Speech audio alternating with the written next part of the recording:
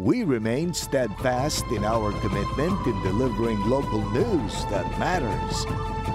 Stories that inspire. Enriching the lives of Filipinos in the Philippines and across the globe. This is your GMA Regional TV. Buong puso para sa Pilipino. Ito ang GMA Regional TV. Balitang Southern Tagalog. Magandang hapon mga kapuso, narito na ang Balitang Southern Tagalog. Hatid namin ang mga pinakamalaki at pinakahuling balita sa Timog Katagalugan. Live mula rito sa GMA Batangas Station, ako po si Ace Medrano. Patuloy pang inaalam ng BFP ang sanhi ng naitalang sunog sa Lipa City. Umaabot naman na sa humigit kumulang 500,000 pesos ang inisyal na danyo sa sunog. May follow-up report si Denise Abante. Tila hindi pa rin daw makapaniwala ang 43 anyos na si Grace sa sinapit ng kanyang pamilya matapos matupok ng apoy ang kanilang bahay pasado alas 2 ng hapon noong Linggo. Wala raw siya noong mga oras na iyon sa kanilang bahay at naiwan ang kanyang asawa at 2 anak sa loob. Pagbalik niya sa kanila, makapal at maitim na usok na ang sumalubong sa kanya. Buong akala ko po ang mga anak ko, nasusunog na po sa loob. Nung pagbalik ko, akala ko po nasusunog na yung aking mag-aama. Hindi ko po talaga hindi ko po alam talaga po ang aking gagawin. Sa paunang investigasyon ng Lipa City Bureau of Fire, aabot na sa humigit kumulang 500,000 piso ang danyo sa mga natupok na bahay. Habang 7 bahay at 8 pamilya ang huling bilang ng mga nasunugan ayon sa tala ng Lipa BFP. Bagamat may maayos na pansamantalang tinutuluyan ang mga apektadong residente sa isang multipurpose hall sa isang paaralan sa kaparehong barangay, hiling pa rin daw nila na mabigyan sila ng tulong sa pagpapagawa ng kanilang mga bahay. Hindi na po namin hinihiling yung gamit. Kaya naman namin mag-provide ng gamit namin. Yung bahay lang namin na maayos sana. Kung bibigyan po naman po kami ng bahay na malilipatan, ay nagpapasalamat po ako sa tumutulong sa amin, sa nagbibigay po sa amin ngayon ng mga grocery, konting pinansyal. Maraming salamat po. Okay lang po kami mabigyan po ng bahay. Ngayong araw patuloy pa rin ang pagpapaabot ng tulong ng lokal na pamahalaan ng Lipa, katuwang ang pamunuan ng barangay, Provincial Social Welfare and Development Office at iba pang pribadong individual para sa mga apektadong residente. Nakaantabay na rin ang mga barangay health worker na handang umalalay sa mga pangangailangan ng mga ito. Nakikipag-ugnayan na rin naman daw ang pamunuan ng barangay hinggil sa posibleng permanenteng matutuluyan ng mga residente sa libreng pabahay ng Lipa City LGU sa Barangay Bulacnin. Pinadudutihan ko naman ito ng 24/7, araw-araw. Ang ating BHW, mga barangay tanod ay lagi po silang naandito. Hanggat hindi pa siguro naayos ang kanilang bahay, nandito lang kaming sangguniang barangay na handang tumulong sa nasunugan. Kasama si J. Arman Hares, Denise Abante, Balitang Southern Tagalog. Sugatan ng 34 anyos na lalaki matapos pagsasaksaki ng ice pick ng kainuman sa Batangas City. Tutukan yan sa report ni Hazel Alviar. Sugatan ng 34 anyos na lalaking ito matapos saksakin ng ice pick ng kainuman mag-aalas 9 kagabi sa barangay Sorosoro, Ibaba, Batangas City. Sa imbestigasyon ng pulisya, nagiinuman ang 46 anyos sa suspect kasama ang iba pang kaibigan nang dumating ang biktima na languna sa alak at sumama sa inuman. So nagkaroon ngayon ng diskusyonan sa kwentong lasing hanggang sa umabot sa pikunan at nasaksak nitong suspect yung biktima natin. Nakulitan lang sa kalasingan. 3 saksak sa dibdib ang tinamo ng biktima na kaagad dinala sa ospital. Tumanggi na siyang magbigay ng pahayag sa harap ng kamera pero aminadong nagkaroon sila ng sagutan ng suspect at lasing siya nang mangyari ang insidente. Kusa naman daw sumuko ang suspect sa mga opisyal ng barangay matapos ang pananaksak at kasalukuyan siyang nakakulong sa custodial facility ng Batangas City Police. Depensa niya, prinotektahan lang umano niya ang kanyang sarili pero nagsisisi rin daw siya sa kanyang nagawa. Bigla na lang siyang nagwala. Ewan ko na lang, basta ganoon. Bago ngayon, pinagalitan yung kanyang 2 kasama. Bago nung pandebate sila, ako naman ang binalisan. Ito ngayon, ako umadjust na ngayon ako. Sa akin na nakapuntrayan na sa akin eh. Ito nga yung self-defense ko nakakawan. Ayon sa pulisya, posibleng maharap sa kasong frustrated homicide ang suspect. Pero ayon sa biktima, wala na raw siyang balak sampahan pa ito ng kaso. Kasama si Buhay Adante Jr., Hazel Alviar, Balitang Southern Tagalog. Patuloy ang isinasagawang search and rescue operations ng Philippine Coast Guard upang mahanap ang 2 lalaking napaulat na nawawala matapos sumanong tumaob ang sinasakyan nilang bangkang pangisda sa karagatang sakop ng Barangay Makawayan, Tingloy, Batangas kahapon. Kinilala mga nawawalang mangingisda na sina Wilbert Binay, 45 anyos. Huli itong nakita na nakasuot ng dark gray na t-shirt at dark gray shorts. At si Edgar Binay, 42 anyos na nakasuot ng light gray na long sleeves at blue na jogging pants. Nakikipagtulungan na rin ang PCG sa Municipal Disaster Risk Reduction and Management Office ng Tingloy at San Juan upang mahanap kaagad ang 2. Patuloy na sinisikap ng GMA Regional TV Balitang Southern Tagalog na makuhanan ng pahayag ang pamilya ng 2 nawawala. Patuloy ang pagdagsa ng mga magpaparehistro sa tanggapan ng COMELEC sa Batangas City. Samantala, isinasagawa na rin ang satellite voter registration ng COMELEC sa iba't ibang barangay sa Lipa City. Narito ang report ni Denise Abante. Patuloy ang pagdagsa ng mga magpaparehistro sa tanggapan ng COMELEC sa Batangas City kaninang umaga. Sa tala ng COMELEC, umaabot na sa mahigit 170 ang nakapagparehistro na sa kanilang tanggapan simula pa kahapon. Naging maayos naman daw ang sitwasyon sa opisina ng COMELEC ngayong ikalawang araw ng voter registration. Wala pang ibinigay na petsa ang COMELEC kung kailan at saan sila magsasagawa ng satellite voter registration sa lungsod.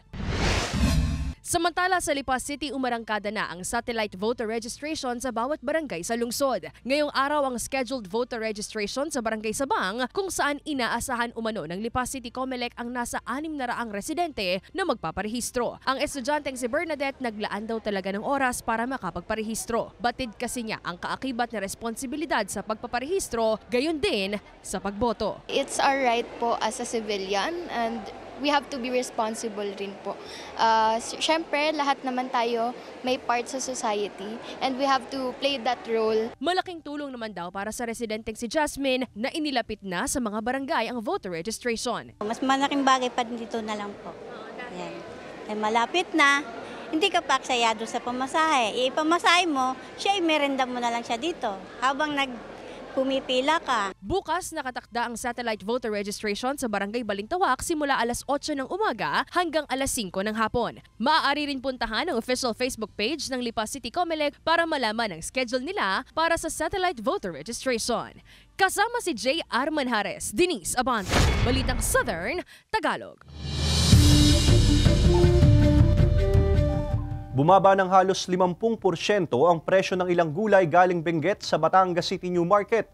Pero ang presyo ng kamatis tumaas ng 30 pesos kada kilo. Alamin yan sa report ni Hazel Alviar.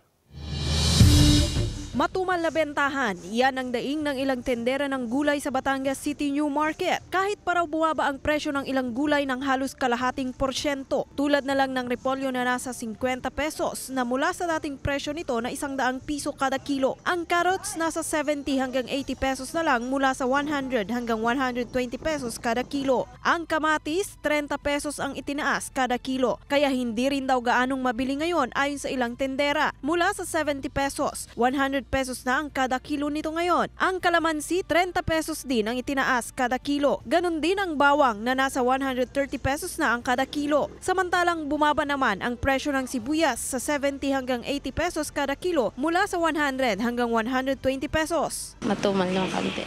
Sa bahal po ng bilihin. Kakaunti ang supply, mga kulang.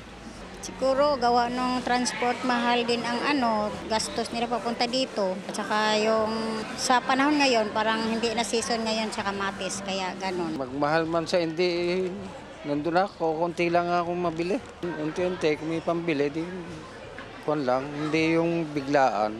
Ang mamimiling si Patrick nakabudget na ang mga binibili sa palengke. Isinasakto na raw niya ito sa maghapon nilang pagkain. Basta 50 pesos na binibili ko lagi. Kaunti na lang para maghapon na naman kasi naman sa maghapon May natitira pa din naman. Samantala tumaas din ang presyo ng karne ng baboy sa pamilihan. Naglalaro na sa 320 pesos ang kada kilo nito mula sa dating 300 pesos na presyo, habang nananatili naman sa 220 pesos ang kada kilo ng karne ng manok. Kasama si Kel Ravaca, Hazel Alviar, Balitang Southern Tagalog. Umarangkada na sa Plaza Mabini sa Batangas City ang bentahan ng iba't ibang panregalo para sa Valentine's Day. Ang fresh at dried flowers mas mabenta ayon sa mga tindera. Para sa detalye, makakasama natin live si Denise Abante. Denise?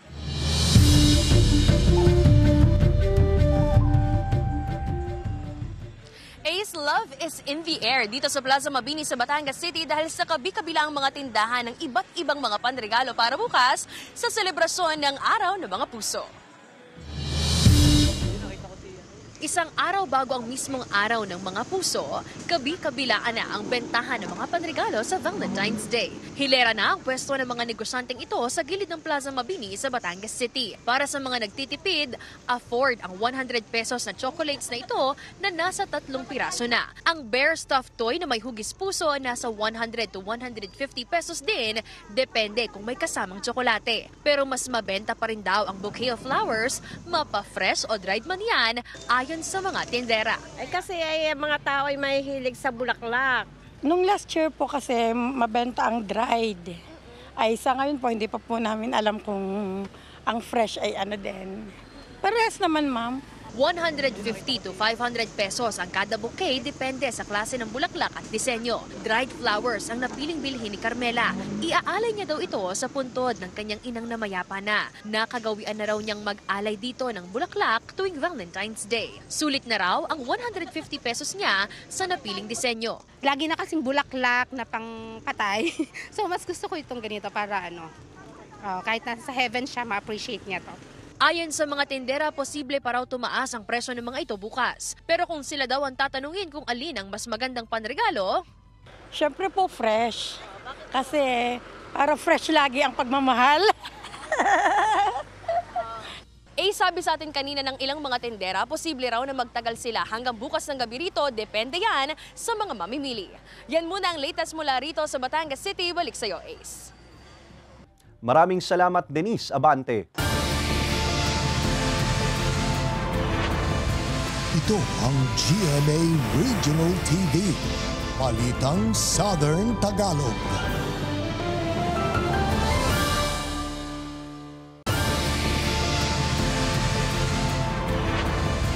Ito ang GMA Regional TV, Balitang Southern Tagalog. Mga kapuso, bukas February 14, epektibo na ang mas pinalawak na coverage rates sa benefit package ng Philippine Health Insurance Corporation o PhilHealth sa ilalim ng Circular Number 2024-001. Kasunod ito ng pagtaas sa premium o members contribution na 5% mula sa dating 4%. Sa ilalim ng circular, magkakaroon ng 30% adjustment sa benefit packages. Gaya na lamang ng ischemic stroke na itinaas ng 70,000 pesos mula sa 28,000 pesos. 80,000 pesos ang hemorrhagic stroke mula sa 38,000 pesos, habang 90,000 pesos ang high-risk pneumonia mula sa 30,000 pesos. Madadagdagan din daw ang Z-Benefits Package na kinabibilangan ng breast, prostate at cervical cancers at open heart surgery para sa mga bata. Ayon sa ahensya, layunin ng adjustment benefit package na mas mapababa pa ang bayarin sa pagpapaospital ng mga miyembro. Isinagawa sa iba't ibang simbahan sa Batangas ang pagsusunog ng palaspas na gagamitin para sa Ash Wednesday. Panawagan naman ng simbahang Katolika ang pagdarasal, pag-aayuno at pagtulong sa kapwa sa pagsisimula ng Kwaresma. Narito ang report. Umaga kahapon, araw ng Lunes, nang isagawa ang pagsusunog ng mga lumang palaspas sa Minor Basilica of the Immaculate Conception and Archdiocesan Shrine of Santo Niño ng Batangan sa Batangas City. Ang mga abo mula sa sinunog ng mga palaspas ang siyang gagamiting pampahid sa noo ng mga mananampalatayang magsisimba bukas, Miyerkules ng Abo. Hudyat ito ng pagsisimula ng panahon ng Kwaresma sa simbahang Katolika. Sa Lubang Tipan, ito yung ginagawa ang mga taong naglalagay ng abo sa kanilang mukha. Ito ay tanda ng mga taong nagsisisi. Kaya ito rin yung panawagan sa atin sa pagpasok ng Kwaresma. Sa Metropolitan Cathedral of San Sebastian sa Lipa City, Lunes din ang sunugin ng mga palaspas bilang paghahanda sa Ash Wednesday. Sinaksihan naman ng mga deboto ang pagsusunog sa harap ng katedral. Samantala, ngayong araw isinagawa ang kaparehong aktibidad sa Most Holy Rosary Parish Church sa Padre Garcia, Batangas na tinawag nilang Martes ng Silabsala. Ayon sa simbahan, paalala ito na ang lahat ng kaluwalhatian sa lupa, maging ang buhay ng tao ay lilipas at maglalaho rin, ngunit ang pananampalataya sa Diyos ang siyang mananatili. May panawagan din ng simbahang Katolika sa mga mananampalatayang Katoliko sa pagpasok sa panahon ng Kwaresma. Itong tatlong panawagan ng simbahan na ito ang mas pinagbibigyan ng pansin. Yung prayer, abstinence, and almsgiving. Sama na rin po ang panawagan sa Miyerkules ng Abo mismo, yung fasting para sa mga mananampalataya natin. Na tanda ng pagsisisi naman natin, sakripisyo para sa mga kasalanan ng ating ginawa. Ace Medrano, Balitang Southern Tagalog. Maaga nang ipinagdiwang ng ilang magkakaanak at magkakaibigan ng Valentine's Day. Narito ang report ni Denise Abante.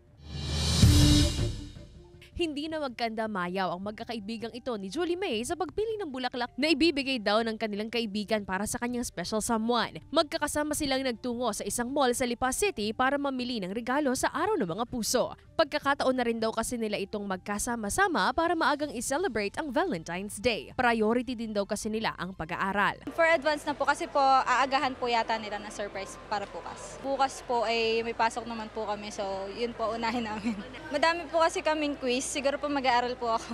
Kabi-kabilaan na rin ang mga atraksyon na mapaglilibangan sa mall gaya ng heart-shaped selfie spot na ito na perfect para sa mga magkakaibigan, couples at young at heart. Ang mall-goer na si Mang Dindo bumili na rin ngayong araw ng bouquet of flowers para sa kanyang asawa. Mahirap daw kasing makipagsiksikan bukas sa dami ng mga mamimili. May celebrate ng mas maaga para dun sa mga, kasi bukas ang daming tao eh.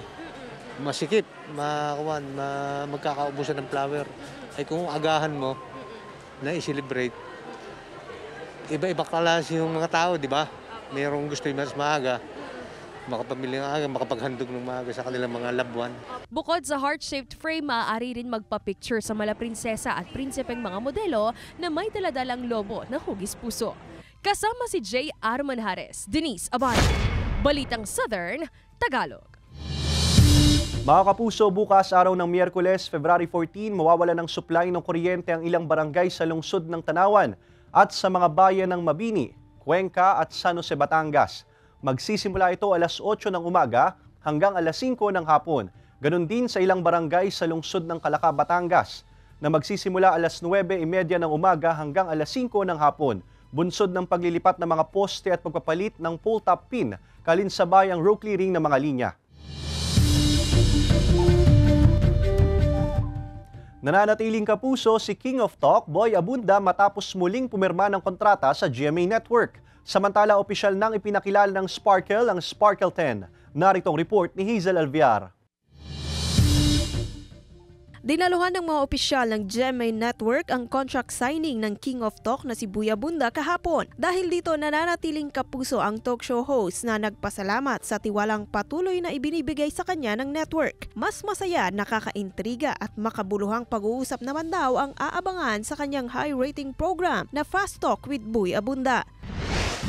Opisyal namang ipinakilala ng Sparkle ang fierce and fabulous na Sparkle 10 na kinabibilangan nina Faith Da Silva, Rabia Mateo, Ashley Ortega, Lian Valentin, Shuvi Etrata, Lexi Gonzalez, Angel Garjan, Lizelle Lopez, Kate Valdez at El Villanueva. Ayon sa Sparkle, asahan ng mas maraming proyekto mula sa Sparkle 10 na tampok ang kanilang beauty, brains at talents. Samantala, dahil sa nagawang kasalanan ni Bernard ang karakter ni Zian Lim, sorpresahan nito ang kanyang asawa. Magkaroon kaya ng pagdududa dito si Angela ang papel ni Jeneline Mercado? Abangan yan sa Love Die Repeat pagkatapos ng Black Rider. Hazel Alviar, Balitang Southern Tagalog. Buhay na buhay pa rin ang buling-buling o basaan na ginagawa tuwing linggo bagong Kwaresma sa ilang lugar sa Batangas. Ang detalye sa report ni Denise Abante. Tuwing sasapit ang araw ng linggo bago ang Miyerkules ng Abo o panahon ng Kwaresma, nakagawian na ng ilang Batanggenyo ang pagdaraos ng buling-buling o basaan. Ayon sa mga patuloy na gumagawa ng kaugaliang ito, paalala ang aktibidad sa mga mananampalataya na maghugas o maglinis at magbalik loob sa Panginoon. Sa Barangay Santa Clara sa Batangas City, buhay na buhay pa rin ang tradisyong ito. Pero bukod sa nakaugaliang basaan, ito rin ang araw kung kailan sinusundo ng mga taga Santa Clara ang imahe ng Santo Niño ng Batangan mula sa Minor Basilica of the Immaculate Conception and Archdiocesan Shrine of Santo Niño ng Batangan upang dalhin sa barangay para sa kanyang muling pagdalaw o pagbabalik sa lugar matapos ang pagdiriwang ng kapistahan ng Poon noong Enero. Ngayong taon, isinagawa nila ito sa huling Sabado bago ang Ash Wednesday upang magbigay daan sa kapistahan ng Mahal na Birhen ng Lourdes na tumapat sa araw ng Linggo. Nagkaroon ng prosesyon mula Basilica Minor patungong Santa Clara habang masayang nagbabasaan ang mga debotong dumalo at sumama. Ayon sa pamunuan ng Santa Clara Chapel, paniniwala nila na ang pagbabalik ng imahe ng Batang Jesus sa barangay ay isang pagninilay sa nalalapit na Kwaresma at pagsisimula ng unti-unting paghahanda ng sarili sa paggunita ng Semana Santa. Samantala, ilang residente rin sa Lipa City ang patuloy na nagsagawa ng tradisyon ng buling-buling noong Linggo, February 11. Ang ilan sa kanila nakaabang sa gilid ng kalsada, bit-bit ang mga pambasang tubig. Sinisiguro naman daw nila na malinis ang kanilang ginagamit na tubig. Denise Abante, Balitang Southern, Tagalog. Ito ang GMA Regional TV. Balitang Southern Tagalog.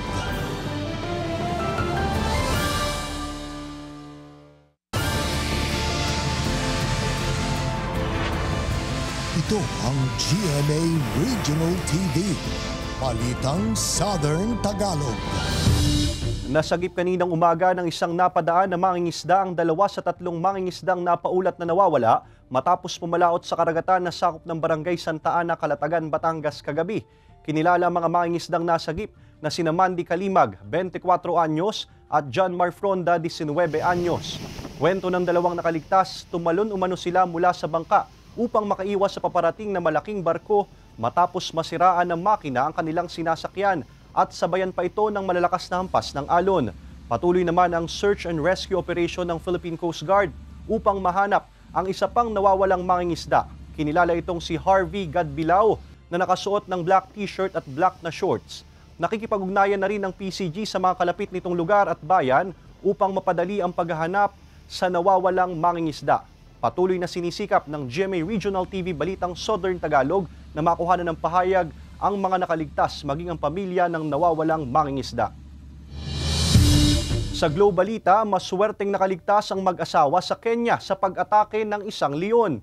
Samantala, umabot sa 7 meters ang pinakamataas na matchstick model ng Eiffel Tower sa France. Narito ang report ni Hazel Alviar.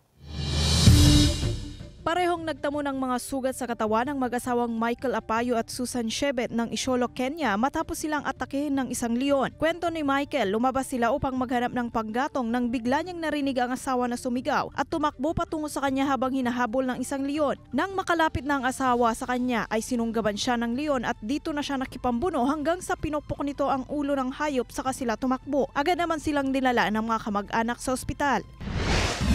8 taon naman daw ang ginugol ng 47 anyos na Frenchman na si Richard Plod sa pagbuo ng 7.19 meters sa taas ng matchstick Eiffel Tower. Kinilala ito ng Guinness World Records. Nauna nang tinanggihan ng Guinness World Records ang gawa ni Richard dahil sa uri ng matchstick na ginamit sa paggawa ng modelo. Ngunit nitong Huwebes, opisyal na kinilala ang gawa ni Plod bilang pinakamataas na matchstick Eiffel Tower. Mahigit 706,000 na matchstick o posporo ang ginamit ni Plod. December 27 nung nakaraang taon nang maidikit niya ang pinakahuling posporo.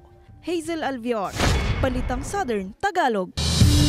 Nabigyan ng tulong ang mahigit 900 PDL sa Batangas Provincial Jail sa isinagawang annual prison apostolate ng isang healing priest. Hatid sa mga PDL ang feeding program, libreng medical, dental at optical services. Tunghayan yan sa report. Sa isang misa, sinimula ng healing priest na si Father Nelson Osorio OSJ ang kanyang taunang prison apostolate o pagtulong sa mga person deprived of liberty o PDL sa Batangas Provincial Jail sa Batangas City. Ngayong taon, katuwang niya sa aktibidad ang Oblatos Foundation ng Oblates of St. Joseph at iba pang organisasyon. Kasama ang ilan pang mga pari ng OSJ, nagdaos din ng pagpapakumpisal sa mga PDL bilang paghahanda sa panahon ng Kwaresma na magsisimula bukas Ash Wednesday. Hindi lang espiritual na pangangailangan ng mga PDL PDL ang pinunan dahil binusog din sila ng iba't ibang pagkain at serbisyong handog ng pari at ng katuwang nitong mga organisasyon. Nariyan ang libreng medical, dental at optical services. Nagbigay din ng libreng gamot at t-shirt. Pinilahan maging ang libreng gupit at para naman sa mga nangangailangan ng payong legal, may libreng legal counseling mula sa mga volunteer lawyer. Ako rin ay naniniwala na hindi lahat ng nakakulong dito ay may kasalanan. Na pagbintangan, naipit lang o kulang sa kakalaman, kulang sa lawyer. Kaya nga ginagawa natin yung legal counseling para ma-guide natin yung iba. Kasi mahalaga yung kaalaman. Siguro nga ay wala namang ibang paghuhugutan kundi yung pag-ibig natin sa Diyos at sa kapwa. At lagi kong sinasabi na mas mapalad ang bumibisita kaysa binibisita. Halos 2 dekada na rin daw itong ginagawa ng pari. Sa kabuuan, nasa 953 ang mga PDL na natulungan ayon sa pamunuan ng BJMP. Ang 53 anyos na PDL na si Jenny, hindi niya tunay na pangalan, masayang nabigyan tulong sila ni Father Nelson. Every year for the past 3 years, nakakasama ko kami dito, hindi kami nakakalimot na sumama. Parang feeling namin pagka nabibigyan kami ganyan, importante pa rin yung kami, hindi kami napapabayaan. Kahit papaano po, sa katulad namin mga PDL, nabibigyan po rin po kami ng halaga at nabibigyan pa rin po kami ng panahon kahit papaano sa ganitong bagay. Papasalamat po kami kay Padre Rosario. Para naman sa 47 anyos na si Lito, hindi niya tunay na pangalan, na 7 taon na sa piitan dahil sa kasong may kinalaman sa iligal na droga, malaking bagay na nadadalaw ang tulad nila mga bihirang madalaw na mga kaanak. Masaya po dahil nakakatulong po sa aming mga kulong, lalo na po yung mga wala pong dalaw ay na masaya po kami dahil nagkakaroon kami ng pagkakataon na maka-experience na madalaw kami dito dahil nga po karamihan sa mga nakakulong dito ay wala ng dalaw. Samantala, bukod sa mga PDL, nagpasalamat din ang pamunuan ng Batangas Provincial Jail sa mga nasa likod ng aktibidad. Yung mga katulad halimbawa ng mga medical mission ay sinasagawa nila, yung pagbibigay ng mga libreng pagkain, na yan po ay talagang kailangan. Kami ay lubos na nagpapasalamat unang-una doon sa nag-ambag ng nasabing pagtitipong ito sa pangunguna ng ating kasi Father Nelson Osorio. Sana wag po siyang magsawa. Ace Medrano, Balitang Southern Tagalog. Isinagawa sa Taal Lake sa Talisay, Batangas ang kauna-unahang Fiesta Regatta 2024. Silipin yan sa report ni Paul Hernandez. Malakas na hangin, kalmadong lawa ng Taal ang kinailangan sa pabilisan ng pagmamaniobra ng mahigit 15 bangka para sa regata o boat race ngayong taon sa Talisay, Batangas. Ito ang kauna-unahang pagkakataon na idinaos ang regata na sabay sa pagdiriwang ng kapistahan sa bayan. I expect that it will now be a continuing thing. We have regular racing and events every month, but this one is the first Talisay Fiesta Regatta, and I expect that next year it'll be the same thing. Hindi madali para sa mga skipper o silang mga naglalayag na salubungin ng lakas ng hangin. Ilang beses na pababagsakin, tamang diskarte at pagbalanse ang kailangang gawin. Hindi yan inurungan ni Joy na sa kabila ng kapansanan, kumasa siya sa hamon.